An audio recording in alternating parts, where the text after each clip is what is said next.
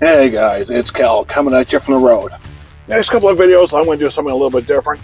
We're actually going to record in the truck. We're not going to bother giving a shave because we're going to be talking about a couple of new releases, and we're going to describe the scents to you from PAA. Now, you already know the CK6 formula, you know its performance, you know its price point. So, what you really want to know is, does it smell good? Is it something that you want to spend your money on? Is it something you think you'd like or your better half would like? Where would be the appropriate place to wear it? So I'll give you my perspective on it. And I apologize, the sun is right in front of the camera and it's kind of glaring, and I've got the reefer roaring behind me, so you're going to pick that up on camera. I apologize. I have to have the reefer running for the load I'm about to pick up very soon. But we're going to come at you with Doppelganger Continuum number 4, the fourth one in the series, spearheaded by my friend, at PAA. Give you a quick recap on the previous 3. Doppelganger Continuum number 1 paid homage to Chanel's Chaux de Russie, or Russian leather, and it was a floral leather. Number 2 paid homage to Creed's Green Valley, and it was considered a green citrus aromatic.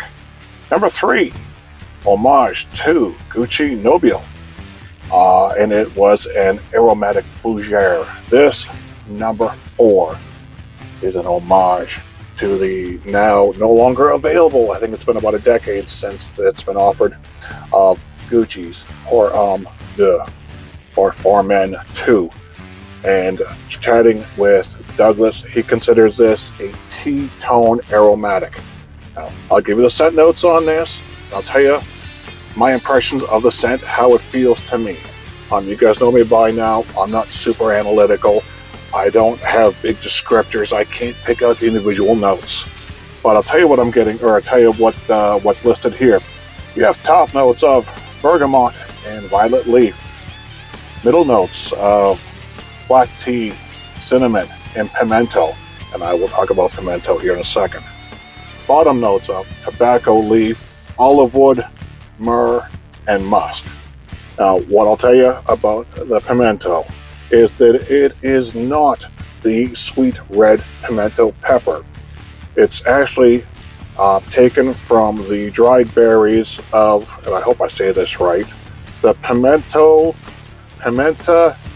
dioica tree, commonly known as allspice. So don't confuse the pimento listed in the scent description with the red pepper.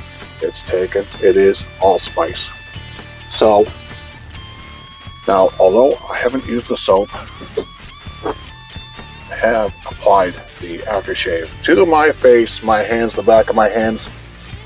I'll be going down the road and taking a smell of this.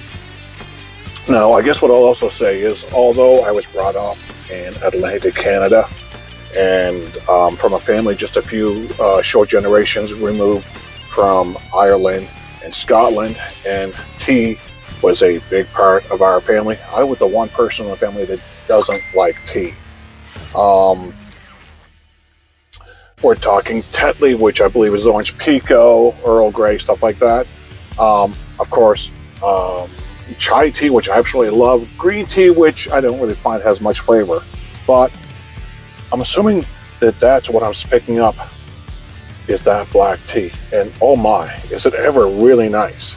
Now, what I find is that when you first put this on, it's undeveloped. It's immature in a way, similar to what I said about Doppelganger Continuum number 1. It takes a bit for that dry down. I'm getting very green, maybe vegetal, leafy on the top right away. But on the dry down, then it starts to mellow out. I'm getting more of what I'm assuming is that black tea. Maybe that tobacco leaf. The warmer sub-scent profiles coming through. And it's just absolutely wonderful. To me, it smells sophisticated. It smells complex. if it makes sense to say so, it smells handsome. I can imagine someone walking through a crowded room wearing this scent. And people are going to look around and wonder, who is it that's wearing that scent? It's not bold. It's not going to drop you on your ass. It's not going to overpower the people around you. But to me, I can imagine a successful businessman wearing this scent. Again, it's just got that classic sophistication and elegance about it. It's understated. It's a bit mysterious. And of the 4 different doppelganger continuums that I've gotten, I love number 1 by far the best. It is the Cuir de Russie homage, but this takes a close second spot.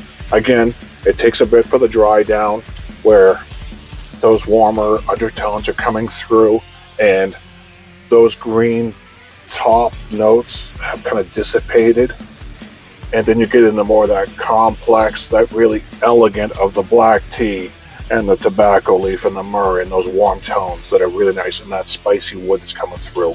Again, really elegant, and I highly recommend you checking this out. And again, sorry about the lighting in the truck. I can't stop where the sun is. Anyway, I hope this gives you an idea of what Continuum number 4 is going to be like. It drops very soon, so stay tuned for that. By the way, guys, if you want more information on sillage and projection, definitely check out Tobin Fetters. He does a great job of explaining it. I find that the Barbershop Duet, they do a fantastic job of deciphering the individual scent notes. They seem to have a very refined sense of smell in that way, and they can pick up those individual scent notes. I just come at you from someone who only got into frags a very short period of time ago, and slowly learning about it and developing my nose and my descriptors for it. So I hope you'll find it useful information. Anyway, we'll see you guys real soon. You guys take care. Bye-bye.